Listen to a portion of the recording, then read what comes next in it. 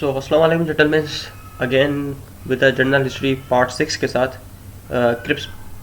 इसका पहला एमसीक्यूज हमने 1940 तक इसको करार था, पाकिस्तान तक कर लिया था, या द रेजोल्यूशन ऑफ पाकिस्तान। अब हम स्टार्ट करेंगे इसको 1942 क्रिप्स मिशन से।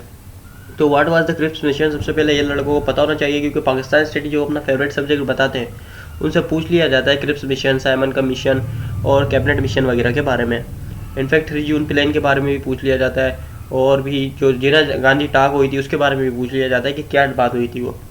तो what was the 1942 Cripps mission, क्या था, ये इतना फेमस क्यों था? The Cripps mission was a failed attempt by the British government to secure full India corporation and support for their effort in world war 2। यानी कि जो ये एक मिशन था जो कि नाकाम हुआ था, इसको सक्सेस नहीं मिली थी इतनी। ये आया था सपोर्ट करने के लिए ऑल इंडिया कॉर्पोरेशन को, जो पूरे इंडिया को एक बनाना चाहती थी कॉर्पोरेशन, यानी कि पाकिस्तान और इंडिया को अलग अलग नहीं, एक ही इंडिया, एक मुल्क बनाना चाहती थी, उसको सपोर्ट करने के लिए, और वहीं से ही उनके ज़रिए नौजवानों को ले जाने के लिए वर्ल्ड वार 2 के अंदर। क्योंकि वर्ल्ड वार 2 उस टाइम पे चल रही थी, 1939 में स्टार्ट हुई थी, 45 पे ख़त्म हुई थी, तो वर्ल्ड वार चल रही थी, और ताकि यहाँ से सोल्जर को ले जाया जा सके, वहाँ पे लड़वाया जा सके। जैसे कि वर्ल्ड वार 1 के अंदर काफ़ी ज़्यादा इंडियंस मरे थे, इंडियन सोल्जर्स जो हिंदुस्तान से ताल्लुक़ रखते थे। तो इसके ऊपर जो कांग्रेस और मुस्लिम लीग है उसने मना कर दिया था कि अब हमारे यहाँ से कोई सोल्जर नहीं जाएगा जंग लड़ने। फिर आ जाता है 1942 के अंदर second major issue, 1942 quit and divide by Gandhi. Quit and divide by क्या था? ये क्वाइट एंड डिवाइड बाय जो था अपना एक मूवमेंट थी जो गांधी ने स्टार्ट की थी। किसने? मोहनदास करमचंद गांधी, इनका पूरा नाम ही है गांधी साहब का। कब हुई थी? 1942 के अंदर हुई थी all India Congress committee session in Mumbai में, मुंबई के अंदर, जो मुंबई आज महाराष्ट्र स्टेट का कैपिटल है इंडिया की। तो इसके अंदर क्या बात हुई थी quit and divide, quit India movement में? The next day Gandhi, Nehru and many other leaders of the Indian National Congress were arrested by the British of government British India. ये एक ज्वाइंट सेशन था, अलग मुल्क के लिए, अलग इंडिया के लिए, जिसके ऊपर बिना के ऊपर जिसकी वजह से उन्होंने एक डिमांड की थी अलग मुल्क की। इस वर्ल्ड वार 2 के बाद उनको एक, यानी कि 1939 याद किया था कि द डे ऑफ डिलीवरेंस के बारे में।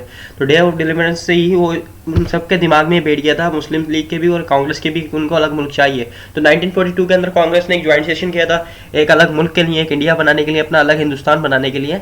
तो उसको जो है 1942 को जो वहाँ पे लीडर थे इंडिया के मशहूर लीडर नेहरू वगैरह, उन सबको ब्रिटिश गवर्नमेंट ने अरेस्ट कर लिया था। तो गांधी ने ये डिवाइड और क्वाइट एंड डिवाइड मूवमेंट चलाई थी, यानी कि खामोशी से बांट लो। 1944 आ जाता है जिना गांधी टाक।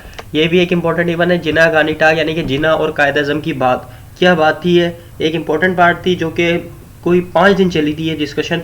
किसके? खतों खिताब के ज़रिए, खतों के ज़रिए। कहाँ पर हुई थी ये जिना गांधी टाक? ये भी मुंबई के अंदर हुई थी। और गांधी और जिन्ना ने इसके अंदर क्या, यानी कि कायद-ए-आज़म ने इसमें क्या बात की थी?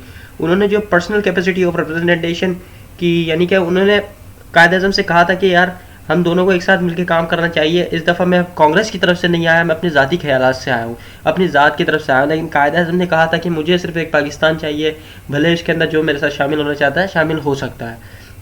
तो ये बात थी गांधी ने, यानी कि हाथ मिलाना चाहा था कायद-ए-आज़म से 1944 के अंदर। 1945 वेविल प्लान, यानी कि वेविल प्लान बोल रहे हैं इसको, डिवाइडेड पार्टीज। मतलब इसके अंदर क्या हुआ था? ये मैंने डिवाइड पार्टी से एक कोड वर्ड लिखा है क्योंकि ये काफ़ी इंपॉर्टेंट है। लॉर्ड वेविल अनाउंस, उसने एक नया एग्जीक्यूटिव काउंसिल के अनाउंस किया था, which all member expect the viceroy and commander, यानी कि जो जितने भी मेंबर्स थे कांग्रेस के और मुस्लिम लीग के, वो एक्सपेक्ट कर रहे थे ये कि नया वाइसराय, ये चीफ कमांडेंट जो है वो इंडियन होगा। वो इंडियन होगा यानी कि हिंदुस्तानी होगा, कोई हिंदी स्पीकिंग या उर्दू स्पीकिंग बंदा होगा। तो बट ऐसा नहीं हुआ था, टेम्पररी उनको बोल कर कि ये बंदा होगा टेम्पररी, लेकिन टेम्पररी भी किसी को नहीं बनाया था, कमांडेंट जो है वो ब्रिटेन ही बना था। तो ये प्लान भी वेविल प्लान कराता है, क्योंकि इसके अंदर ऐसा लगा था कि कमांडेंट जो है हिंदू, कोई मुस्लिम वो बनेगा हिंदुस्तानी। फिर 1932 से 45 तक वर्ल्ड वार 2 खत्म हो गई थी। 42 पे खत्म हो गई थी। ब्रिटेन इसके अंदर कमज़ोर हो चुके थे, वर्ल्ड वार यानी कि एक पहली जंग देख ली थी उन्होंने, अब दूसरी जंग के अंदर भी उन्होंने डिफेंड किया था, तो कमज़ोर पड़ गए थे इतनी बड़ी जगहों को डिफेंड करने में। फिर 1946 के अंदर हमारे पास आया था कैबिनेट मिशन, एक और most important cabinet mission 1946। Cabinet mission 1946 के अंदर 1946 के अंदर कैबिनेट मिशन के अंदर क्या हुआ था? कैबिनेट मिशन के अंदर जो है ये कैबिनेट मिशन था, यानी कि कुछ लोगों का ग्रुप था जिनको ऑर्डर दिया था कि जितनी भी इस जाके लीडर से डिस्कशन करें, जो इंडिया के लीडर थे मशहूर कायद, यहाँ से कायद-ए-आज़म वगैरह, नेहरू वगैरह, मुस्लिम लीग और कांग्रेस के, उनसे जाके बात करें और जितनी भी पावर है ब्रिटेन के पास, ब्रिटेन गवर्नमेंट के पास, वो सारी ट्रांसफर कर दें उन लीडर को, यानी कि अपने सर का बोझ उतारना चाहते थे, वो उन लीडर्स के सर पे डालना चाहते थे। तो ये इस कैबिनेट मिशन का मकसद था, इस मिशन को भेजा गया था। फिर 1947 3 जून प्लान, या इसको कहते हैं आप Mountbatten plan. What was that? 3 जून, आप ये बात भी दिमाग में रखिएगा कि 3 जून प्लान क्या था। 3 जून प्लान को आप इस बात से एक बात को नोट कर लिएगा, क्योंकि जून, जुलाई, अगस्त, बाद में 2 महीने बाद पाकिस्तान आज़ाद हुआ था, मतलब ये आज़ादी से पहले का है, 2 महीने पहले का है, तो आज़ादी से रिलेटेड ही होगा ये। तो क्या था ये?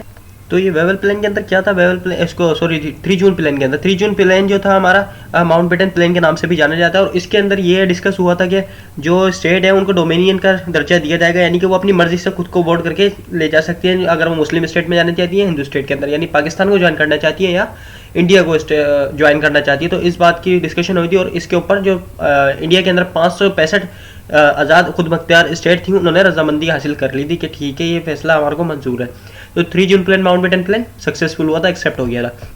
फिर उसके बाद आया था 1947 इंडिपेंडेंस डे। 14 अगस्त 1947 को पाकिस्तान आज़ाद हुआ, 15 अगस्त को इंडिया आज़ाद हो गया।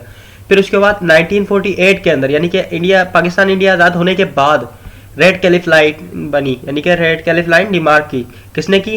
रेड कैलिफ ने। ये भी पूछ लिया जाता who demark the Radcliffe line, आसान है, Radcliffe line Radcliffe ने की, उसी के नाम पे Radcliffe line, India Pakistan border. इसको 24th पैरेलल लाइन भी बोलते हैं, अक्सर पूछ लिया जाता है where is 24th parallel line, India Pakistan border between the India Pakistan. So 1948 Quaid Azam का इंतकाल हो गया। हम इसको 1948 तक रखेंगे, बाकी इसकी जो हमारी अगली हिस्ट्री है उसको हम नेक्स्ट वीडियो के अंदर डिस्कस करेंगे। जाने की चाहता हूँ आप लोगों के साथ। I hope you enjoy the video, और अगर वीडियो पसंद आए तो सब्सक्राइब कर लीजिएगा, ताकि जो दूसरे कैडेट्स हैं नए उनको वीडियो ढूंढने में आसानी हो जाए, क्योंकि जितने ज़्यादा सब्सक्राइबर होते हैं वीडियो इतनी आसानी से इजीली सर्चेबल होती है। तो जाने की चाहता हूँ। Thank you. अल्लाह निगहबान।